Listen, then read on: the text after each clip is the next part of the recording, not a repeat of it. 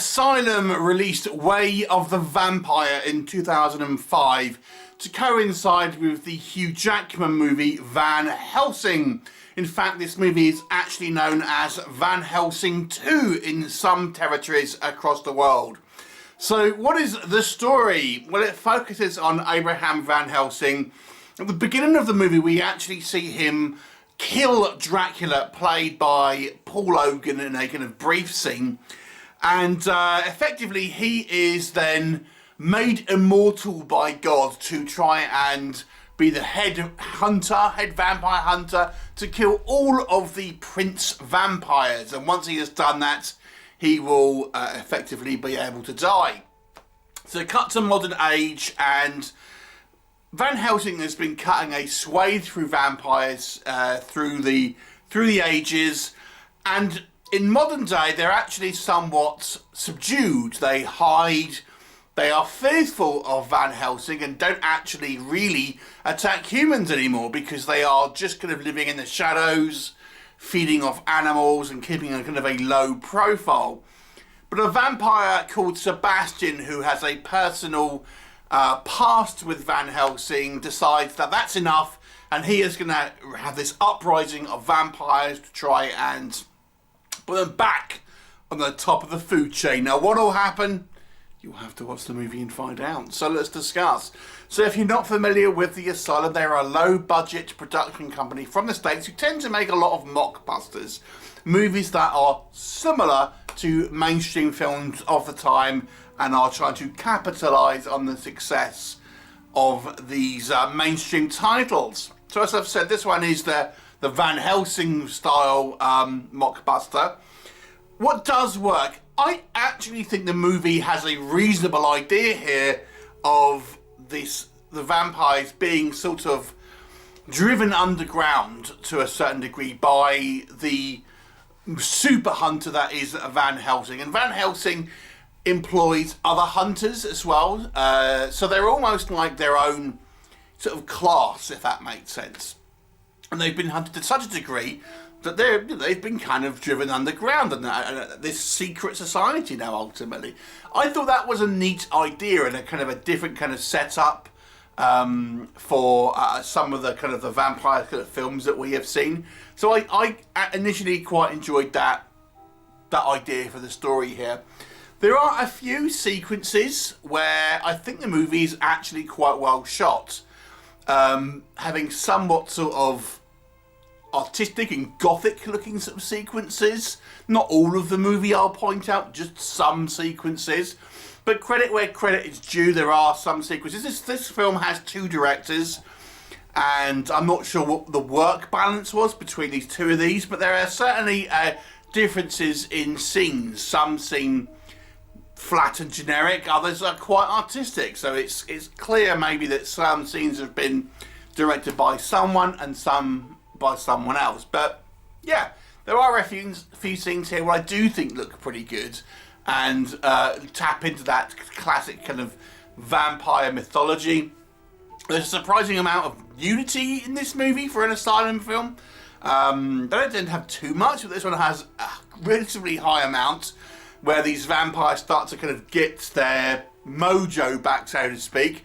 This includes having kind of lots of blood orgies and the like. So yeah, expect to see lots of vampire debauchery along the way. The vampire kind of effects are fine. I mean, I wouldn't say they're outstanding, but they're fine. They use contacts. The fangs don't look too sort of cumbersome, and I think for the most part, at least, the vampires don't end up tripping over their fangs when they're trying to kind of talk, which I thought was okay. And we have different sort of plans. The vampires have got their plan to try and take out Van Helsing, whilst Van Helsing is recruiting slayers and stuff, and he has his plan to take out Sebastian. So again, there's some idea in regards to story here. So let's talk about what doesn't work. This is an Asylum movie, and this has one of those typical Asylum things that I've often talked about when reviewing these type of films. Conversations in rooms. Now, what do I mean by that? This film has many sequences where it is just two people or a bunch of people conversing in a room rather than having anything that costs actual money to put together in regards to a film. So there's a lot of it, particularly once you have that kind of the initial sequence, which is the kind of the sequence involving Dracula. Then we have this long kind of sequences where it's just conversations in rooms, and then we have a little bit of action sort of towards the end. And that, unfortunately, tends to be the modus operandi of many kind of Asylum movies, just a way to kind of like fill out the runtime so they don't have to spend a lot of money on effects or action or stunts, things like this. And this movie is very guilty of that, which makes it kind of dull. Now, what equally does not help this is some poor performances. The performances, I'll be kind and say, are a mixed bag. But to be honest with you, they are somewhat on the weaker side for the most part. And the dialogue is cheesy and as horrible and wooden as you'd probably expect. It's also not helped further still, I think, for some bad audio issues.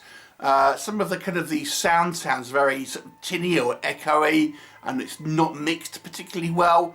And there are also some ropey editing as well. And the editing was actually done by the guy who owns the Asylum. So, you know, there you go, Mr. Lat. So yeah, there's some technical elements in this movie. Some of the sort of the performances are quite frankly quite embarrassing at sometimes. Story-wise, like I've said, I think it has some good ideas here, but ultimately it just flounders and becomes dull. And even when we do have some action sequences, you know, there's like an action sequence in a warehouse. It looks very kind of uninspired.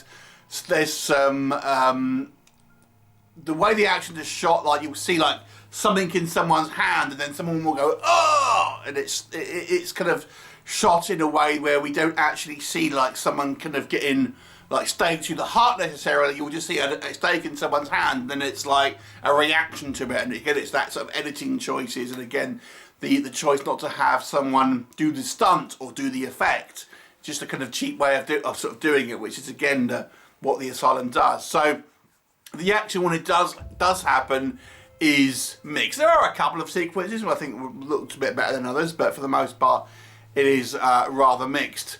So how does this movie shake down overall? I think, to be honest with you, it comes down as a little bit of a waste of an opportunity, because I do think the story was okay, but the decision to kind of kill off Dracula at the beginning seemed odd, because the character of Sebastian, who is the successor, if you like, doesn't really offer anything that Dracula couldn't offer.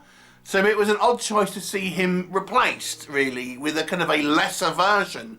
Why not just have Dracula again?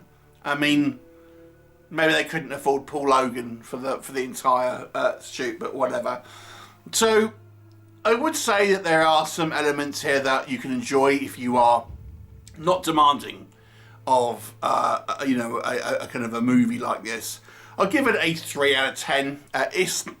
It sounds like a bad score because I have to be honest about the movie in its entirety, but there are some sequences at least which I think are okay, but for the most part it's a dull, somewhat joyless affair. Have you seen it? What did you think of it? Leave me a comment and I'll look forward to seeing you next time.